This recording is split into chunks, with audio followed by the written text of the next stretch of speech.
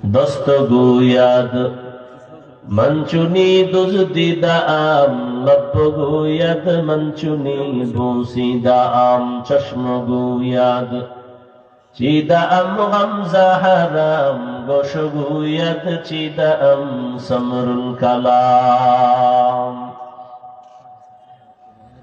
আল্লাহর আদালতে আল্লাহ বলবেন হাত কথা বলো, কান কথা বলো, চোখ কথা বলো। আল্লাহ যখন বলবেন হাত কথা বলো, আমাদের বাস্তব বিশ্বাস হলো হাত কথা বলতে পারে না। আপনাদের হাত কথা বলতে পারে? কথা বলেন, জবান খুলেন। এখানে কথা বললে সওয়াব, কারণ এখানে গুনার কথা হবে না, নেকের কথা হবে।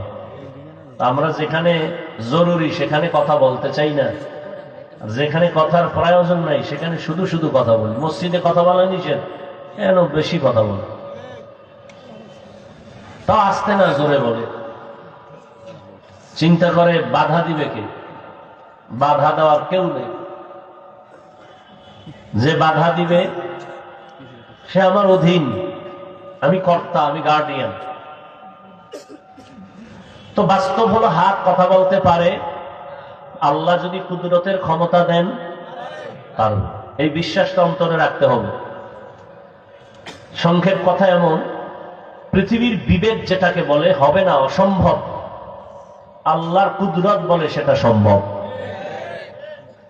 দুনিয়ার মানুষ বলে বিবেক দিয়ে এটা হবে না, অসম্ভব, আমার আল্লাহর কুদরত বলেন সেটা কি? মরা গাছে কথা বলতে পারে না, এটাই সত্য। তো আল্লাহর কুদরতে দুধের বাচ্চা কথা বলতে পারে না, এটাই সত্য। আল্লাহর কুদরতে পারে। এই বিশ্বাস অন্তরে রাখলে তাহলে আশা করা যায় আউলিয়ায়ে কেরামদের কারামত নিয়ে কোনো তিলকাল করার সুযোগ থাকবে না। অনেকে আউলিয়ায়ে কেরামের কারামতকে মানে না। ইখতিলাফের শেষ নাই, ধর্ম নিয়ে বাড়াবাড়ি, আর হলো ধর্ম নিয়ে ছাড়াছাড়ি। আল্লাহ সব ভাইকে সহি বুঝ দান করেন। পাথর কথা বলতে পারে না, আল্লাহর কুদরতে পারে। মরা খেজুর গাছ নবীজির সাথে কথা বলেছেন, পাথর নবীর কথায় কালিমায় শাহাদাত করেছে। এটা অলৌকিক একটা পাওয়া, আল্লাহ দেন, বান্দার এখানে কোনো হাত নাই। আল্লাহ মাঝে মাঝে অসম্ভবকে সম্ভব করায়া দেখান, কখনো ডাইরেক্ট, কখনো ইনডাইরেক্ট, কখনো সরাসরি, কখনো কোনো মাধ্যমে।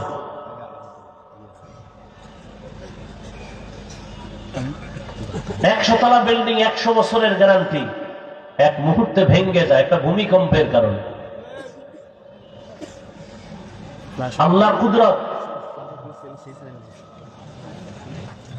আবার কোন আল্লাহর কুদরতি অস্বাভাবিক কিছু ক্ষমতা আল্লাহ পাক তার প্রিয় বান্দাদের দ্বারা দেখান। বান্দা দেখায় না, কে দেখান? আল্লাহ দেখান তার প্রিয় বান্দাদের দ্বারা। পৃথিবীতে আল্লাহর সব থেকে প্রিয় বান্দা আম্বিয়ায়ে কেরাম, এরপরে আউলিয়ায়ে কেরাম, ওলি আউলিয়া। আম্বিয়ায়ে কেরামের দ্বারা অলৌকিক কিছু যদি ঘটে যায় আল্লাহ দেখান, এর নাম মুআজিজা। আর আউলিয়ায়ে কেরামের দ্বারা যদি ঘটে যায় এর নাম কারামত। আবু জাহাল হাতের মুষ্টিতে পাথর নিয়ে কয়, এই ভাতিজা, আমার হাতের মুঠে কি আছে বলতে পারবা? বলে, বললে কি হবে? বলে, পুরস্কার দিব। কি দিবেন? বলে, আমি নবী মানবো, কালেমা পড়ব। নবী বলেন, আমি বলতে জানি না। কেন জানো না? বলে, আমি গাইবের মালিক না। গাইবের মালিক কে? قُلْ لَا يَعْلَمُ مَنْ فِي السَّمَاوَاتِ وَالْأَرْضِ الْغَيْبَ إِلَّا اللَّهُ। হে নবী, আপনি বলে দেন, আসমানের বাসিন্দারা কেউ গায়ব জানে না, জমিনের বাসিন্দারা কেউ গায়ব জানে না। একমাত্র গায়বের ইলম আছে আল্লাহর, আর কারো নাই। নবী বলেন আমি বলতে জানি না চাচা। তবে নবী এখানে আওয়াজ দিলেন, এই চাচার হাতে কি আছো একটু আওয়াজ দাও। সাথে সাথে আবু জাহালের হাতের পাথরগুলো কালিমা পড়া শুরু করলো। আরো আস্তে করে বলে, মুসলমানের একটা আওয়াজ বাতিল ভণ্ডদের জন্য একটা আতঙ্ক। আবু জাহাল পাথরগুলো মাটির মধ্যে ফেলে কয়, ভাতিজা তুমি এত বড় জাদুকর? পাথর কথা বলতে পারে না। আল্লাহ বলাইছেননি কার মাধ্যমে? বলেন, নবীর মাধ্যমে। এর নাম মুআজিজা। নদীর মধ্যে পানি নাই বহু বছর, শুকনা নদী। একজন আল্লাহর ওলির কাছে আসলেন। আল্লাহর ওলি একটা চিঠি লিখলেন, বললেন চিঠিটা নদীর মধ্যে ফেলে দাও। লোকেরা গিয়া নদীর মধ্যে চিঠি ফেলে দেওয়া মাত্র শুকনা নদীতে পানির জোয়ার শুরু হয়ে গেল। এটা কোনো নবীর দ্বারা হয় নাই, একজন ওলির দ্বারা হয়েছে। দীর্ঘ বছর পানি নাই নদীর মধ্যে, একটা চিঠি লেখা সাইডা দিছে, পানি শুরু হয়েছে। এটা একটা, আপনারা তো সুবহানাল্লাহ বলছেন, কত লোক বলবে এটা কি গাঞ্জাখুরি কথা? শুকনা নদীতে একটা চিঠি লেখা সাইডা দিছে, পানির জোয়ার, এটা কেমন কথা? আচ্ছা বলো তো, এই কামটা ঘটাইলো কে? দাঁড়ান, কাম একজনে বলে কাজটা কে ঘটাইলো? তো একজনে কয় কাজটা ঘটাইছে চরমনাই পিশাব। হয়তো দলিল ছাড়া কাফের, এটা হতেই পারে না। এটা চিঠি লেখা নদীর মধ্যে ফেলবে আর পানির জোয়ার হবে, এটা কেমনে হয়? না না না না, চরমনাই না। কারা করছে? কয় ঘটনাটা ঘটাইছে দেওবন্দি। তারা মিনি কাফের, পুরানা। না দেওবন্দিও না। তো কে গড়াইলো? তাবলিগলারা। কারা মূর্খ, এটাও সম্ভব না। না না আমরা ভুল বলছি। তাই কে গড়াইছে? এবার টানো, ইতিহাস টানো। টানতে টানতে টানতে টানতে গিয়ে দেখে এই ঘটনাটা ঘটাইছেন হযরত ওমরের চিঠি। সুবহানাল্লাহ। কার মাধ্যমে ঘটছে এটা? ওমর চিঠি লেখছেন, শুকনা নদীর মধ্যে ফেলে দিছে, পানির জোয়ার শুরু হয়ে গেছে। এইবার আস্তাগফিরুল্লাহ নাউজুবিল্লাহর পার্টিরা কি বলবে? ঘটনা তো ওমর ঘটায় দিছেন। ওমর তো নবী না, ওমর তো সাহাবী, আহলুল্লাহ, ওলিয়ে কামেল। এর নাম কারামত। বিশ্বাস করলে মুমিন, অবিশ্বাস করলে বেঈমান। আল্লাহর কুদরতের দ্বারা সব সম্ভব, অবিশ্বাস করলে বেঈমান। বান্দার কোনো হাত নাই। কথা বুঝেননি? এইরকম কিছু অলৌকিক ঘটনা যদি অন্য কেউ ঘটায়, যেমন আগ্রসী ঘটায় দিছে, চন্দ্রপাড়া, মাইজবান্ডার, দেওয়ানবাগ, এরকম কিছু যদি কেউ ঘটায় দেয়, দেখবেন তার মধ্যে শরীয়তের আমল আসেনি, সুন্নত আসেনি, পর্দা আসেনি। যদি না থাকে, সে যদি ঘটায়, তাহলে এটা কারামত না, এটা কুফুরি কালাম বা জিনের কালাম। এটা কি কুফুরি কালাম অথবা জিনের চালবাল। জিনের মাধ্যমে এরকম কিছু হতে পারে। অলৌকিক ঘটনা আল্লাহ যে ঘটাবেন, কোন গুনাহগারের দ্বারা ঘটাবেন না। আল্লাহর প্রিয় বান্দা যারা, তাদের মাধ্যমে আল্লাহ ঘটায় দেখাবেন। কোথা থেকে কোথায় চলে আসছি। হাত কথা বলতে পারে না, আল্লাহ যখন বলবেন কথা বলো, হাত কথা বলবে। কেমনে বলবে? আল্লাহু আলাম। হাতকে আল্লাহ বলবেন তোমার ডিউটি যথাযথ পালন হয়েছে কিনা বলো। এই যে এক হাতে 5টা আঙ্গুল আছে না, এক একটা আঙ্গুলে কর আছে কতটা? 5 আঙ্গুলে কয়টা? এগুলো আল্লাহ অনর্থক বানান নাই। ও বান্দা, 5 বেলার নামাজ আদায় করিয়া ফরজের পরে ডান হাতের আঙ্গুলের কর গুলো গুনে গুনে তুমি 33 বার আলহামদুলিল্লাহ পড়ো, 33 বার সুবহানাল্লাহ পড়ো, 34 বার তুমি আল্লাহু আকবারের তাসবিহ পড়ো। এই করগুলো গুনে গুনে পড়ো। বাম হাতে না ডান হাতে? ভালো কাজ সবসময় ডান হবে, বাম হবে না। মনে থাকবে? ভালো কাজ কোন হাতে হবে?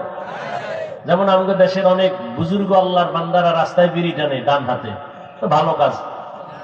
কি অনেকেই দেখবেন ডান হাতে বিড়ি টানে, বাম হাতে চা টানে, কারণ তার বিড়ি টানা খুব ভালো, স্বাস্থ্য সুন্দর থাকে, মেশকের ঘ্রাণ পাওয়া যায় পাশে দাঁড়াইলে। আল্লাহ হেদায়াত দান করুন। তাহলে ভালো কাজ বাম হবে না ডান? তাহলে কোন হাতের কর দিয়ে গুনবেন? অনেকে বাম হাতে গুনে, এটা উচিত না। গুনাহ হবে তা বলছি না, উচিত না। তো হাত বলবে হে আল্লাহ, এই হাত দ্বারা মা বাবার খেদমত করবে, করে নাই। এই হাত দ্বারা কোরআন শরীফে আঙ্গুল দিয়ে দিয়ে টেনে টেনে পড়বে, পড়ে নাই। বরং এই বান্দা এক ধ্বংস লীলা হাতের মধ্যে নিয়ে আঙ্গুল টেনে টেনে আলেমের বিরুদ্ধে ফেসবুকে লেখছে। আল্লাহ বলবেন, চোখ তোমার কি হক আদায় করেছে সাক্ষী দাও। চোখ বলবে, হে মালিক, এই চোখ দিয়েছো তুমি, মা বাবা দেখবে, দেখে নাই। চোখ দিয়ে আলেম দেখবে, সওয়াব হবে, দেখে নাই। এই চোখ দিয়া বাইতুল্লাহ দেখবে, দেখে নাই। কোরআন দেখে দেখে পড়বে, দেখে নাই। বরং দরওয়াজা জানালাটা বন্ধ করে সারাটা রাত মোবাইল হাতের মধ্যে নিয়ে কবিরা গুনাহ, কবিরা গুনাহ, কবিরা গুনাহ দেখে দেখে রাত কাটিয়েছে। এরকম আসামি নাই? ওয়ালাকাদ যারানা লিজাহান্নামা কাসীরাম মিনাল জিন্নি ওয়াল ইনসি লাহুম কুলুবুন লা ইয়াফকাহুনা বিহা ওয়া লাহুম আ'য়ুনুন লা ইউবসিরুনা বিহা ওয়া লাহুম আযানুন লা ইয়াসমাউনা বিহা উলাইকা কাল আনআমি বাল হুম আযাল উলাইকা হুমুল গাফিলুন।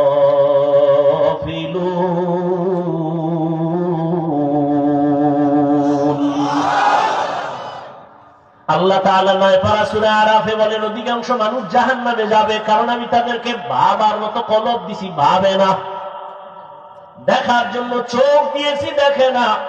দেখা শোনার জন্য কান দিয়েছি, শোনে না। চোখের কি ভর্তি লাগায় রাখে? কয় না, যা দেখতে বলছি দেখে না, যা নিষেধ করছি তা দেখে। যা শুনতে বলছি শুনে না, নিষেধ যা করেছি তাই শুনে। আল্লাহর দেওয়া কানের মধ্যে আজানের আওয়াজ নাও, তেলাওয়াতের আওয়াজ নাও, মা বাবার আওয়াজ নাও। বান্দা সব বন্ধ করে অল টাইম কানের মধ্যে গানের তার লাগায় গান শুনতে শুনতে ঘুমায় গেছে। এরে যুবক, সারাটা রাত মোবাইলের গুনাহ দেখে দেখে চেহারাটা নষ্ট করেছো। যেই চেহারাটা 40 বছর পর্যন্ত কোনদিন নষ্ট হবে না, উজ্জ্বলতা যাবে না, মাত্র 25 থেকে 30 বছর পর্যন্ত বয়সে তোমার চেহারা নষ্ট হয়ে গেছে। মনে হয় বন্ধ আসে কেন?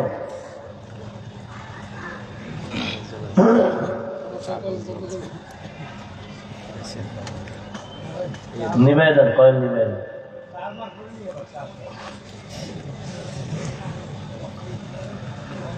এরে আমার আল্লাহর বান্দা, শুধু তোমার চেহারার উজ্জ্বলতা যায় নাই, বরং এই মোবাইলের দিকে তাকায়া গুনাহ করার কারণে তোমার কিডনি ড্যামেজ হয়ে গেল, হার্ট দুর্বল, ব্রেন দুর্বল, চরিত্র নাই, লেখাপড়া নাই।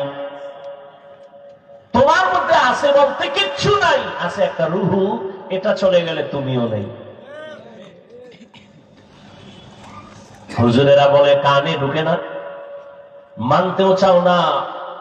গোটা দুনিয়ার চিকিৎসা বিজ্ঞানীরা গুগলে সার্চ দাও, এখন লেখো টাচ মোবাইলে শরীরের কি কি অঙ্গের ক্ষতি হয়।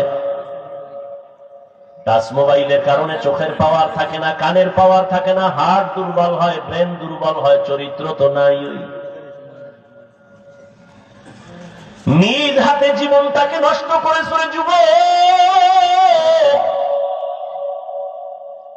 এই একটা মোবাইলকে কেন্দ্র করে মায়ের সাথে কত বেয়াদবি করেছো, বাবার সাথে কত বেয়াদবি। এই মোবাইলটাকে কেন্দ্র করে শিক্ষকের সাথে কত বেয়াদবি, আলেমের সাথে কত বেয়াদবি। এই মোবাইলকে কেন্দ্র করে কত সন্তান মা বাবার টাকা চুরি করেছ। আল্লাহ হেদায়াত দান করুন। এরে আল্লাহর গোলাম, কয়দিন আর কত রাত মোবাইল দিয়া কবিরা গুনাহ করলে তোর মনের আশা মিটবে, তারপরে তওবা করবি? বল বাবা, এখনো চিন্তা করো। আল্লাহ যদি তোমার 60 বছর হায়াত দেয়, 30 বছর চলে গেছে, আর বাকি হায়াত থাকতে হবে পঙ্গু হইয়া। কারণ তোমার বাকি 30 বছর বাঁচার জন্য যেই পরিমাণ চোখের পাওয়ার লাগে, তুমি মেয়াদ শেষের আগে নষ্ট করেছো। বাকি 30 বছর বেঁচে থাকার জন্য যেই পরিমাণ তোমার হাত শক্তিশালী লাগে, মোবাইলের কারণে নষ্ট করে ফেলেছো।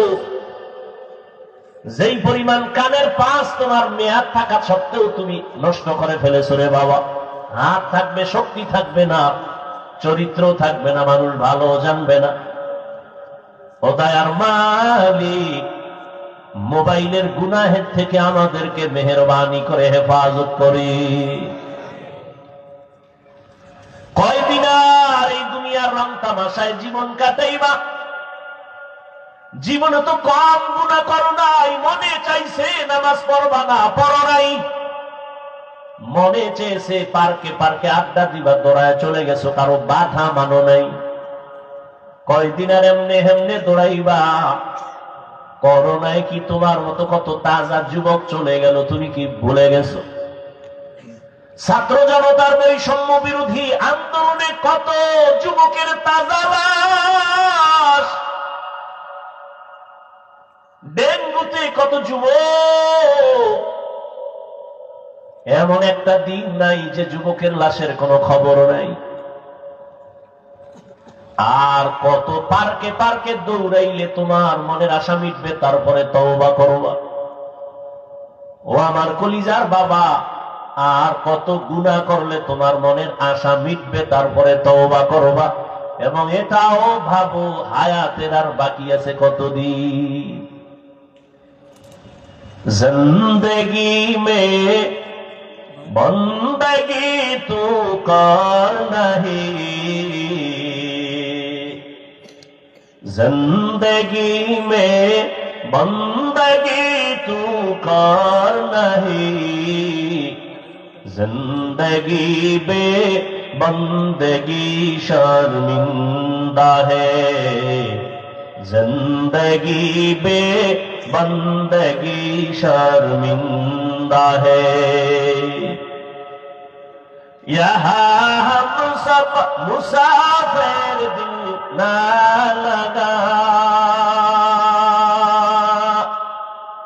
अहले दिल की नजर से रूह करता जा,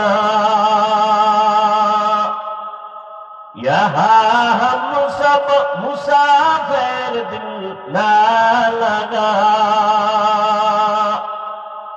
अहले दिल की नजर से रूह करता जा, शाह दौलत सब फकीर घर नेक नहीं, शाह दौलत सब फकीर घर नेक नहीं, जिंदगी में बंदगी तू कर नहीं, जिंदगी में बंदगी तू कर नहीं, जिंदगी बे बंदगी शर्मिंदा है, जिंदगी बे बंदगी शर्मिंदा है, जिंदगी में बंदगी कुन बंदगी, बंदगी बे जिंदगी शर्मिंदगी। বাদশাহ হারুন রশিদের নাম শুনছেন? বাদশাহ হারুন রশিদ একদিন তার রাজপ্রাসাদে ওলামাদের একটা কাফেলা জমা করলেন দাওয়াত মেহমানদারির জন্য। উঠা বসা করলে আমি দোয়া করে দেব। তো উলামাদের কাফেলা বাদশাহ হারুন রশিদের রাজপ্রাসাদে হাজির। বাদশাহ হারুন রশিদ একদিকে রাষ্ট্রপ্রধান, অন্যদিকে আল্লাহর প্রিয় একজন ওলিয়ে কামেল। রাষ্ট্রপ্রধান তো তিনিই হবেন যে জনগণের ইমামতিও করবে, মসজিদে আবার জুমার খুতবা দেওয়ার অধিকার রাখবে। আর আমগো অবস্থা, জনগণের প্রতিনিধি ইমামতি করবে দূরের কথা, সালাম দিতে পারে না। সালাম দেয় সালাম আলাইকুম, স্টাইল সালাম আলাইকুম, মানে তোর উপরে আল্লাহর গজব, হে ঘুরায় খাও আলাইকুম, তোর উপরে আরো আগে। বাদশাহ হারুন রশিদ ওলামাদের কাফেলাকে ডাকলেন। তার স্ত্রীর নাম জানেননি? খবর নেই। দুনিয়ার গুনাহগারদের নাম জানে না? দুনিয়ার মধ্যে শ্রেষ্ঠ নায়িকা সুন্দরীকে এ নামও, হ্যাঁ এ নামও জানে। তাফসীরের একটা অংশ। আল্লাহ হেদায়েত দান করুন। অথচ দুনিয়াতে যাদের অক্লান্ত অবদান, মনীষী আল্লাহর প্রিয় গোলাম, এদের নাম আমাদের খবর নাই। বাদশাহ হারুন রশিদের স্ত্রীর নাম কি? জুবায়দা খাতুন। কি নাম? জুবায়দা খাতুন। তিনি ছিলেন কোরআনে হাফেজা। তার কাজের মহিলা ছিল 100, সবাই কোরআনে হাফেজা। যাই হোক, ওদিকে আমি যাব না। বাদশাহ হারুন রশিদ ওলামায়ে কেরামদের ডেকে যথেষ্ট পরিমাণ মেহমানদারি করালেন। এবার একটা প্রস্তাব দিলেন, প্রশ্ন করলেন, হযরত উলামায়ে কেরাম, আমি আপনাদের ডেকেছি আমার একটা অন্তরের ঝামেলা নিরসন করার জন্য। আমি বাদশাহ হারুন রশিদকে আপনারা চিনেন, আপনারা আমার দেশের সর্বোচ্চ লেভেলের আলেম। আমাকে একটু বলতে হবে আজ আপনাদের। আমি 5 ওয়াক্ত নামাজ পড়ি, আমি আল্লাহর বিধান পালন করার চেষ্টা করি। অতএব আমাকে বলবেন, আমি বাদশাহ হারুন রশিদ কি জান্নাতি না জাহান্নামী? প্রশ্নটা খুব সহজ। ওলামায়ে কেরামদের মধ্য থেকে একজন একজন বলা শুরু করলেন, আপনি ভালো মানুষ, নেক আমল করেন, আপনি জান্নাতের পথে আছেন যদিও বলা যাবে, তবে নিশ্চিত জান্নাতি না জাহান্নামী এটা বলার কোনো উপায় নেই। এটা বলা যাবে না। এইভাবে পুরা কাফেলার সব আলেমের এক আওয়াজ, আপনি জান্নাতের পথে আছেন অথবা গুনার কারণে জাহান্নামের পথে আছেন বলা যাবে, কিন্তু নিশ্চিত আপনি জান্নাতি না জাহান্নামী এটা বলা। বাদশাহ হারুন রশিদ বলেন, তো আপনাদের ডেকে লাভ হলো কি? কি লাভ হলো? ঠিক আছে, আমার মনের কষ্ট মনেই থেকে গেল, আপনারা বিদায় নিতে পারেন। বলতে না বলতেই মজলিসের মধ্য থেকে 9 বছরের একটা বালক দাঁড়ায় গেছে। 6 বছর?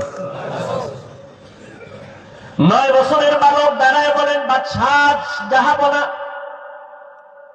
বেয়াদবি যদি মাফ করে দেন, আমি একটু কথা বলতে চাই। কয় বলো। কয় সামনে আসতে হবে। কয় আসো। বলে, বাদশাহ আপনি যে প্রশ্নটা করছেন, আপনি জান্নাতি না জাহান্নামী, আমি একুরেট আমি আপনাকে জবাব দিতে চাই। সব আলেমরা আশ্চর্য, আমরা ভারি না, তুই কি রে? বাদশাকে কথা কয় না, কি জবাব দেয় হুনো, এই রাস্তা খুলে দাও। 9 বছরের বালক বাদশার সামনে দাঁড়াইল, দাঁড়াইয়ে কয়, আমার একটা প্রশ্ন আছে।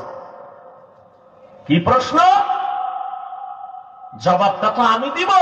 বলে, হ্যাঁ তুমি দিবা। তো বলেন তো, যিনি প্রশ্ন করে সে কি উপরে দামি না যে উত্তর দেয় সে বড়? যে উত্তর দেয়। হারুন বাদশাহ কয়, যে উত্তর দেয়। তাহলে আমি উত্তর দিব, বলে হ্যাঁ। তাহলে আপনার সিংহাসনে আমাকে বসায় দেন, আপনি একটু নিচে বসেন। 9 বছরের বালক, কাটা ঘায়ে লবণের ছিটা, অস্বাভাবিক এমন আওয়াজ, পুরা মজলিসটা আচমকা হয়ে গেল, আতঙ্কিত হয়ে গেল। এই 9 বছরের বালক, আমরা এত আলেম ওলামারা ব্যর্থ হয়ে গেলাম। এই বালক কি জবাব দেয় একটু শুনি। কিন্তু প্রথমেই তো তাক লাগায় দিল। এত বড় বাদশাহ, তার নিচে নামানোর জন্য অর্ডার দিল। বাদশাহ হারুন রশিদ অহংকারী না, বিনয়ী বাদশাহ, আল্লাহর প্রিয় আমলওয়ালা বাদশাহ। 9 বছরের বালক এ কথা যখন বলছে, দ্রুত বলে, ওজির, বাচ্চাটারে আমার সিংহাসনে বসাও, আমাকে নিচে বসার বিছানা দাও।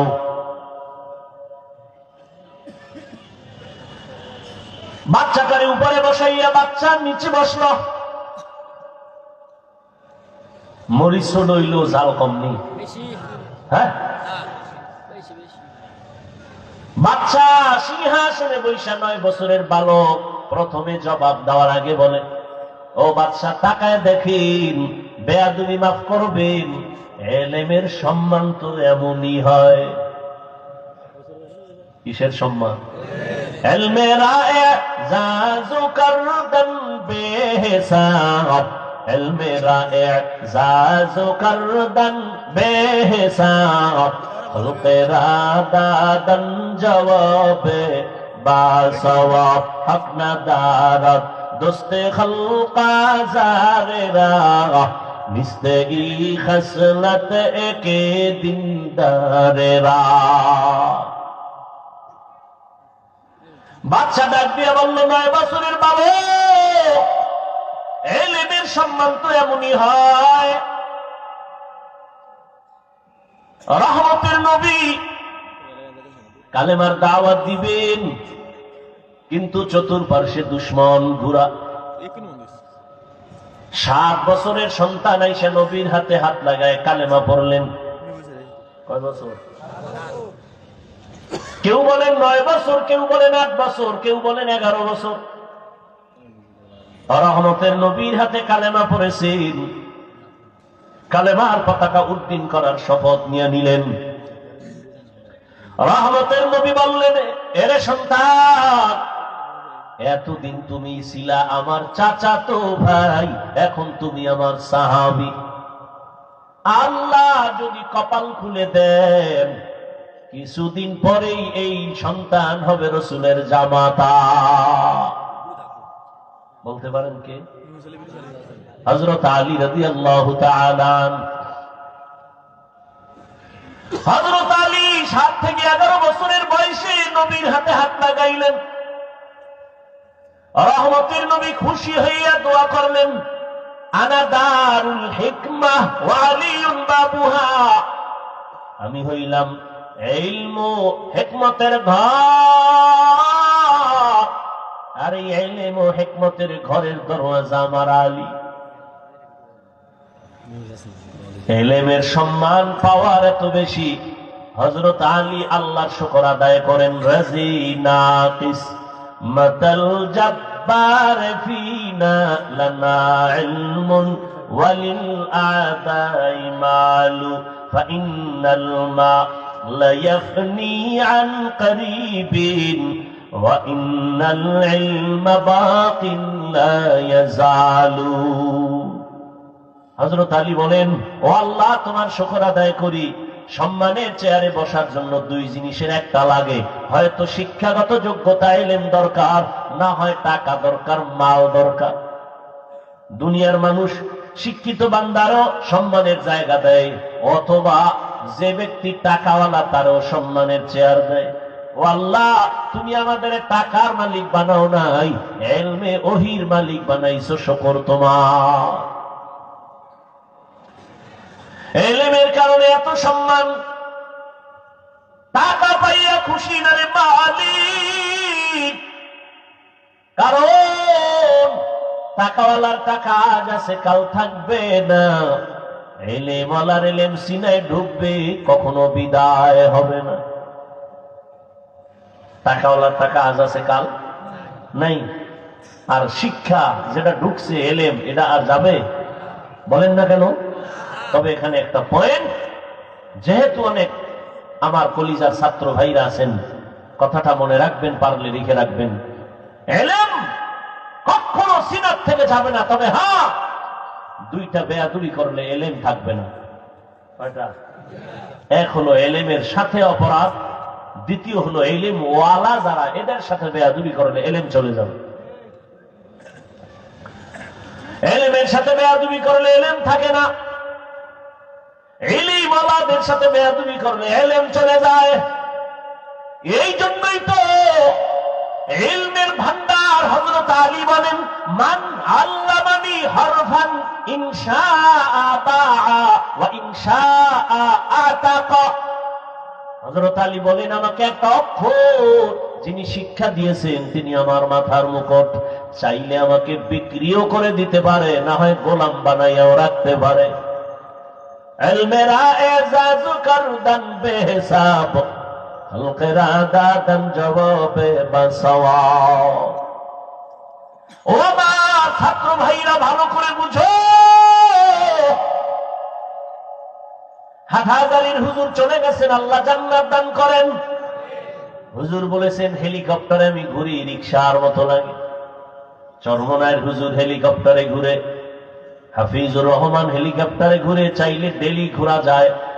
14 গোষ্ঠী বিক্রি করলেও ভাড়া টাকা হবে না, কিনা তো দূরের কথা। আমি মাঝে মাঝে বলি, হেলিকপ্টারে হাফিজুর রহমান দৌড়ায় না, চরমনায়ের হুজুর দৌড়ায় না। আল্লাহর ইলম যে দামি, আল্লাহর ইলমের মর্যাদা উপরে দৌড়ায়।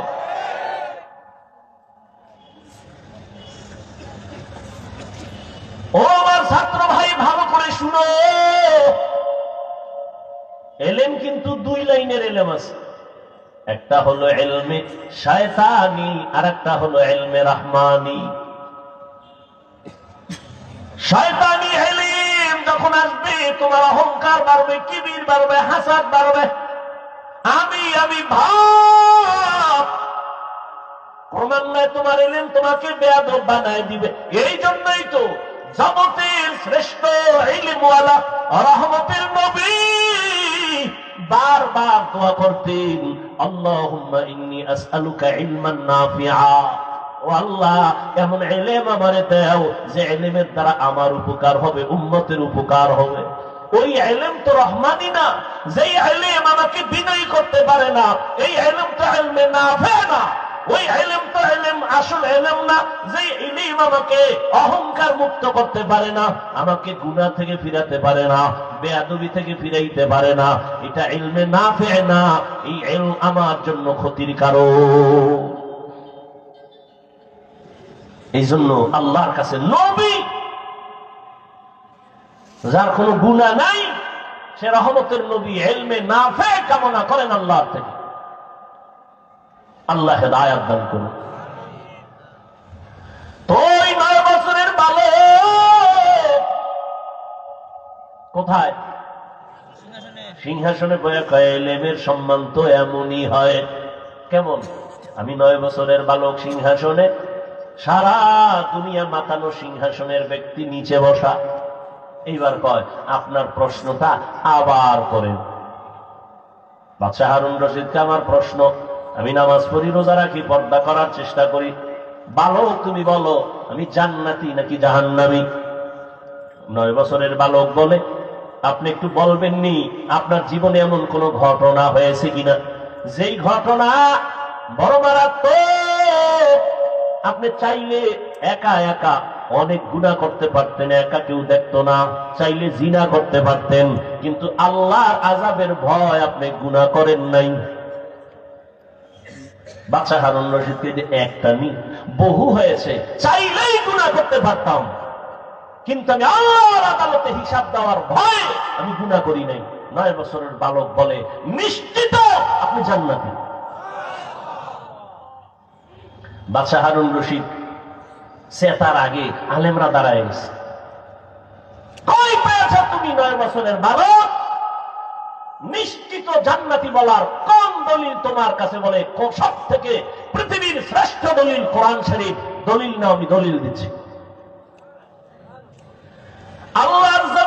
শ্রেষ্ঠ দলিল কোরআন। বাদশাহ হারুন রশিদ যে নিশ্চিত জান্নাতি তার দলিল নাও। ওয়া আম্মা মান খাফা মাকামা রাব্বিহি ওয়া নাহান নাফসা আনিল হাওয়া ফাইন্নাল জান্নাতা হিয়াল মাওয়া। হর কে দারত খৌফ হক দর দিল মদাম জান্নাতুল মাওয়া দেহত উরা মাকাম। আল্লাহ ওয়াদা করেছেন যে আমার আদালতে দাঁড়াইয়া হিসাব দেওয়ার ভয়, নিজে গুনাহ থেকে নিজেকে বাঁচাবে। ফাইন্নাল জান্নাতা, নিশ্চয়ই তার জন্য জান্নাত হলো শান্তির ঠিকানা।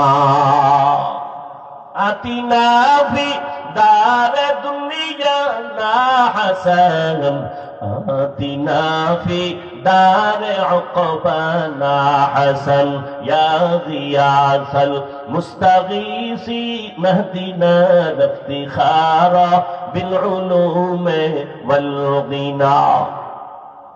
আল্লাহর আদালতে দাঁড়াইয়া হিসাব দেওয়ার ভয়,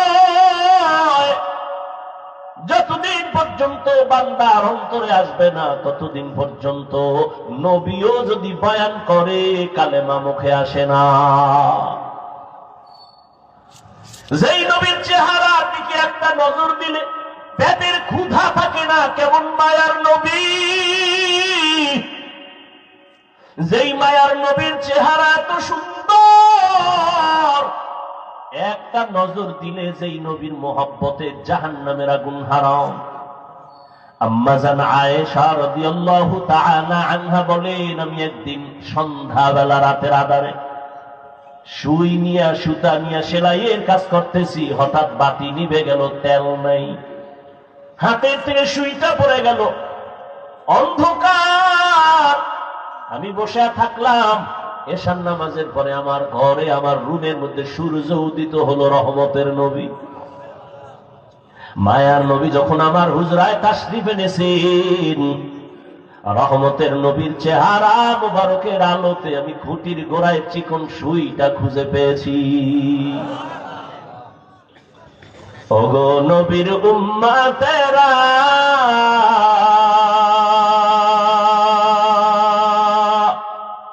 হয়ে আজি দিশাহারা,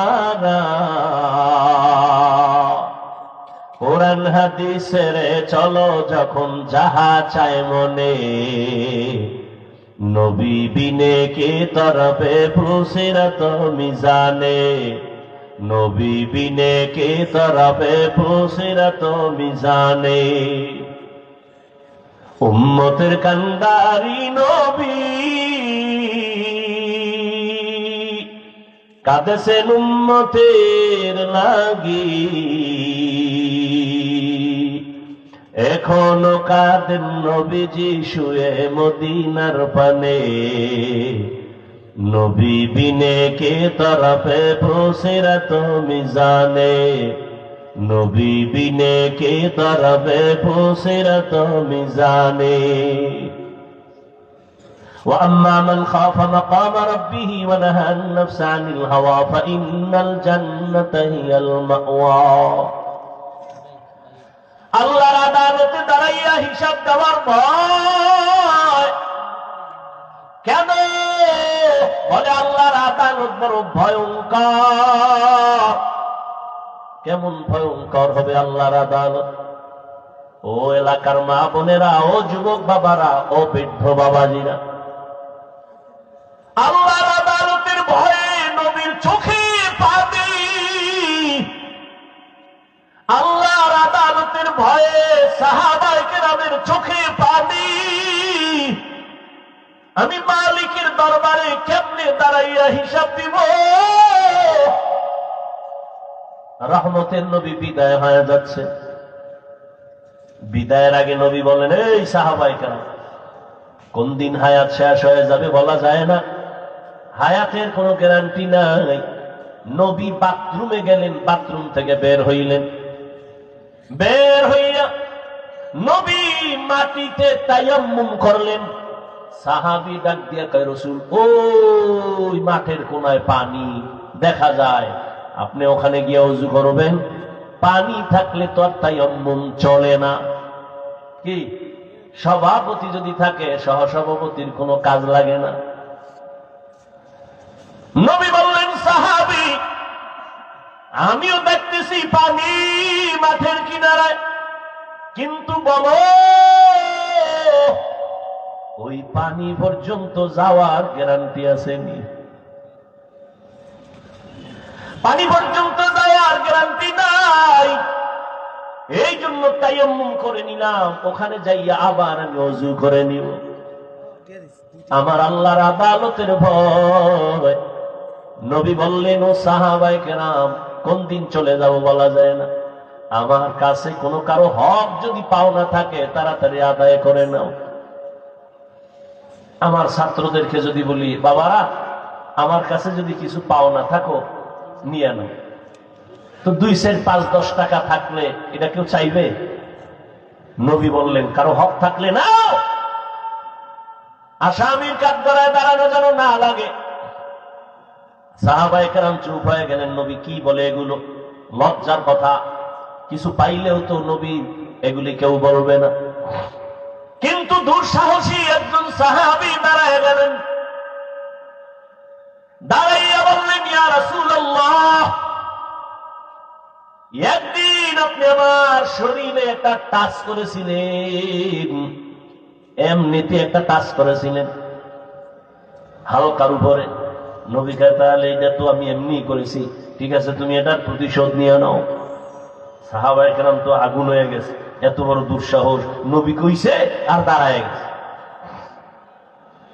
নবী বুঝতে পেরেছেন, তোমরা গরম হইও না, তাকে আসার মতো রাস্তা খুলে দাও।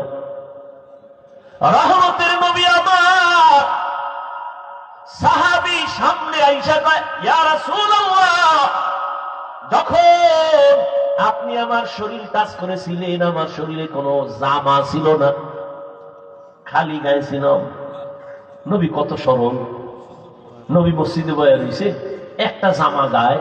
এক বাচ্চা আইসা কয়, আমার বুড়া মা একটা জামা চাইছে। নবী কয়, নাই যাও।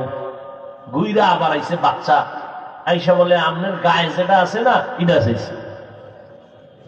নবী গায়েরটা খুলে দিয়ে দিছে, দিয়া নবী খালি গায়ে বয়া দিছে। বেলাল তো আজান দিতে এসে দেয়, সর্বনাশ। নবী খালি গায়ে বসা। আল্লাহ আয়াত নিয়ে পাঠাইছে সূরা বনী ইসরাঈল।